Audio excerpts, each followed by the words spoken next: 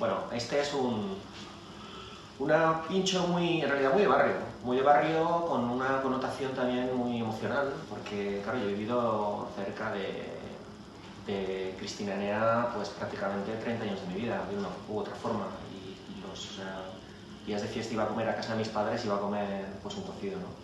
Sobre esa idea, sobre la idea de hacer un picnic y de aprovechar, y de ser sostenibles y responsables, bueno, pues hemos cogido esos restos de cocido y hemos hecho una suerte de saladilla, simplemente cogiendo la carne que nos ha sobrado, cortándola para que haga un poco de efecto de fiambre, como si fuera una suerte de ensalada alemana. Hemos cogido los garbanzos, los hemos alineado con un alioli y a esto le hemos añadido unos encurtidos a cada uno con su gusto.